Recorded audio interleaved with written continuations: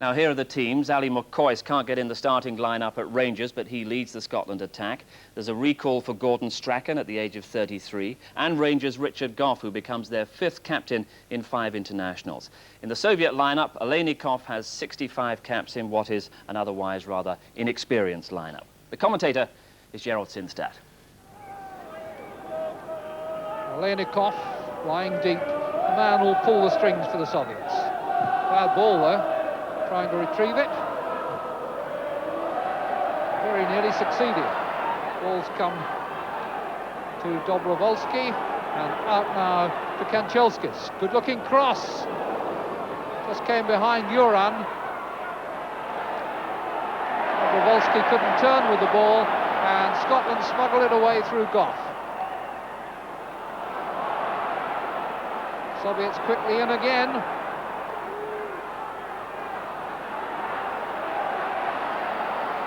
And Scotland defending hard on the edge of their own penalty area, and they certainly needed it then, but now they've turned defence to attack through Boyd. Tremendous run for the Soviets, half the length of the pitch by Tveva, the central defender.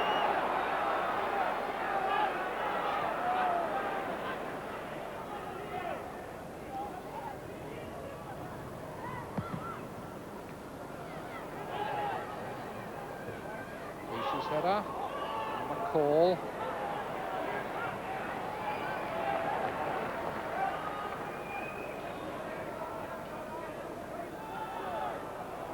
Strachan eager to take over. Fleck. Alpus in support again, and a good ball for him. Strachan! It's the best attack so far. Sharp, incisive and direct.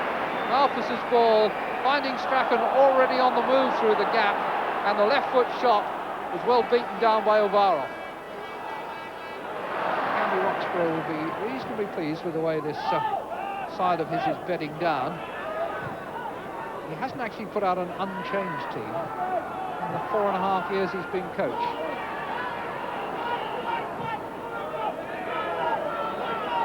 Boyd. Back for Strachan. Good move that was. Ball played in by Boyd, touched back by Fleck, and Strachan not far off the mark. For all that he's a defensive player, Boyd makes his contribution in attack, and he opened up a good move there that Strachan could not quite finish.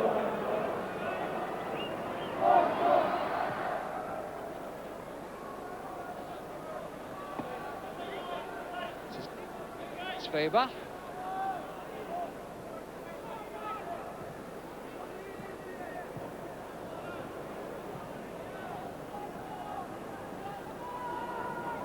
Now Dobrovolsky with the chance to run with the ball at his feet, which is what he likes. What he likes best of all is to have a shot at goal.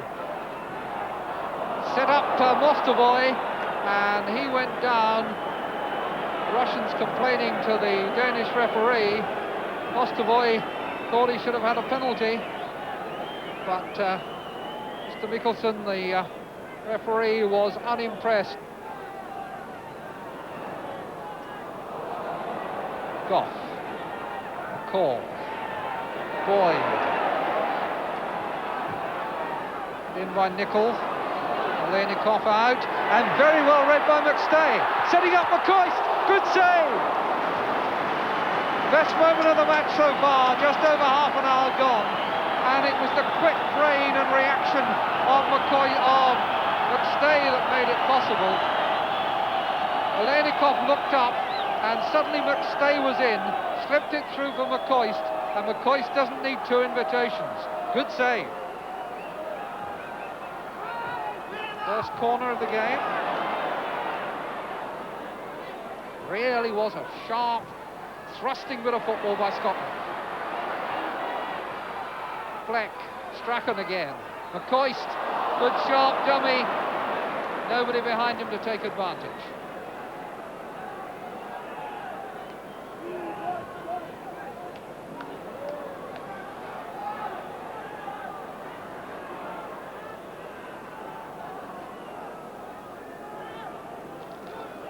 Aleynikov. Ball by Kulkov to Dobrovolsky. And Scotland were appealing for offside, and they were mistaken. Shalimov through and wide.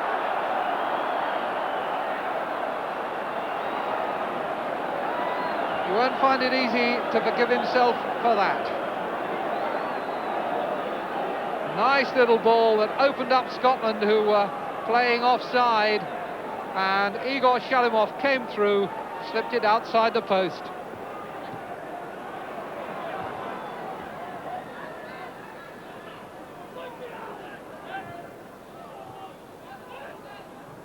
Now Shalimov down the left. Goff going to close him down. Shalimov back onto his right foot. Dobrovolsky going outside onto his left. Hits it hard across the face of the goal, and there were 3 Soviet players in there, but nobody could get a touch. Kanchelskis and Uran were both there. Scotland breathe again. And attack again. And McAllister's first intervention in the game to bring in Malpas.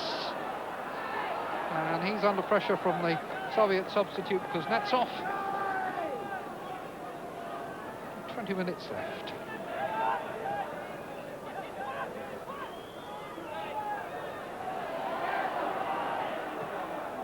Off to McPherson. McAllister. Can he get a shot in? It was deflected, and I think it was going on target. Up and under by Malpas. And away by Aleynikov.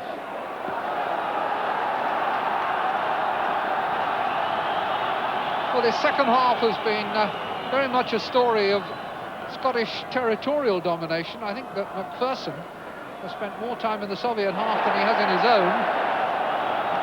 And yet there have been few serious threats on Uvarov's goal. Scotland have won their 3rd corner of the game.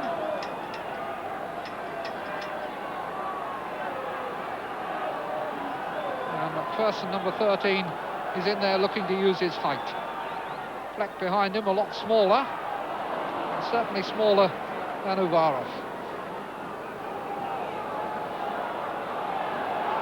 This is Kolivanov.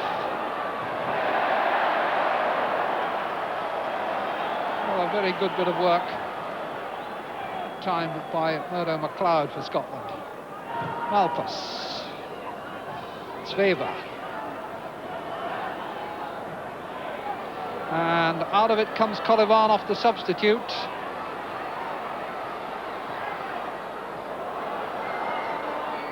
Kanchelskis. And into the net by the substitute, Kuznetsov. Dmitry Kuznetsov breaks the deadlock 2 minutes from time. Well, credit for that really goes to Kolivanov, who won the ball, ran at Scotland, and when it came loose, Kuznetsov just tucked it past Gorham, and the Soviet Union look very much now as though they're going to steal a victory. And that goal just a couple of minutes from time decided it, and the Soviet Union, that Soviet side, made a bit of an impression on you. Very impressed, and all players that I've not heard of before, young players, very quick, technically good, and in that effort at the end, a lot of people would have tried to get some sort of effort on goal, and he's looking for someone in a better position, which is very aware. I thought they were terrific. So. Good performance, defeat for Scotland. At Ibrox there was a friendly all